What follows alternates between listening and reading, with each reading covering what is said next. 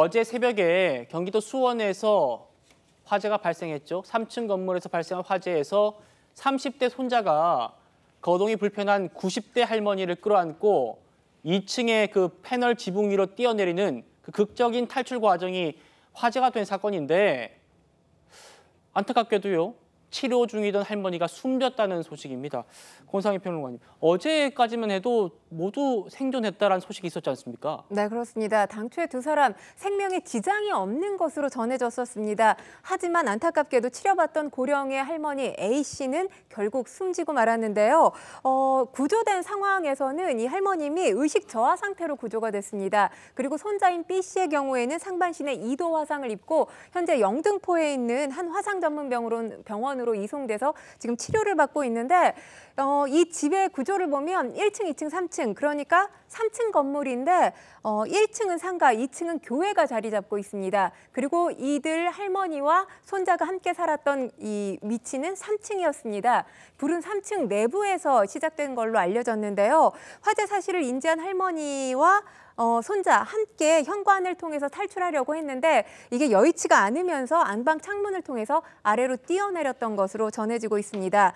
패널 지붕 위로 두 사람이 먼저 떨어졌는데 B씨 우선 할머니를 지붕 위에 남겨두고 홀로 지상으로 내려와서 119에 신고를 하려고 했던 것으로 전해집니다. 그런데 이미 목격자가 있었고요. 목격자에 의해서 신고가 미리 접수된 상태였고요.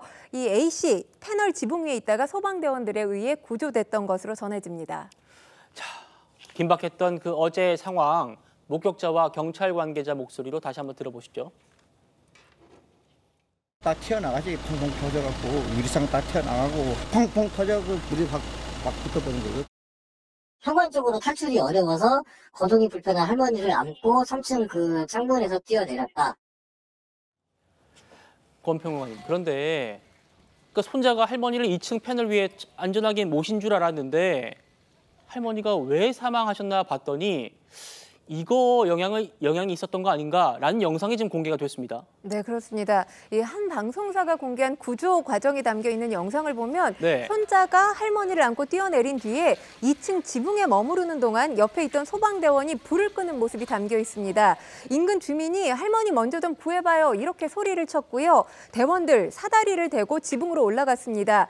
그런데 문제인 건 이 구조하는 과정에서 할머니가 한 번 더 떨어졌다는 사실입니다.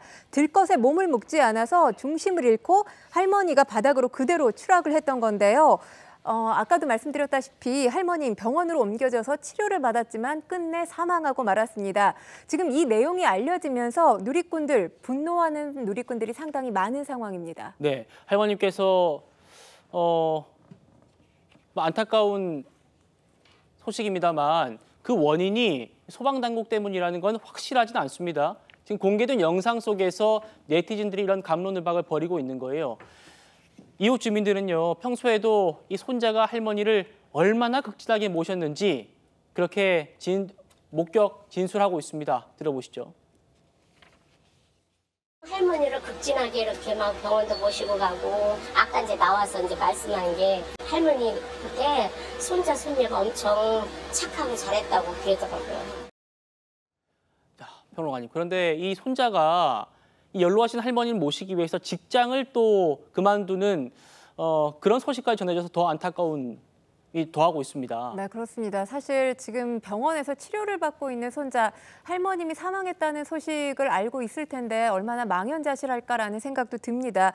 이웃 주민들에 따르면 최근까지 직장 생활을 열심히 했다고 해요. 그런데 이 손자, 할머님이 고령으로 인해서 인지 기능이 떨어지고 거동까지 불편해지기 시작하면서 할머님을 돌보기 위해서 최근에 직장을 그만뒀다고 합니다. 불이 났던 당시에도 이 할머님과 손자 같은 방에 머무르고 있었던 것으로 전해집니다. 네, 이번 사건에 대해서 수원시에서 유족들에 대해서 긴급 지원을 하겠다 이렇게 밝힌 상태입니다. 저도 명복을 빌겠습니다.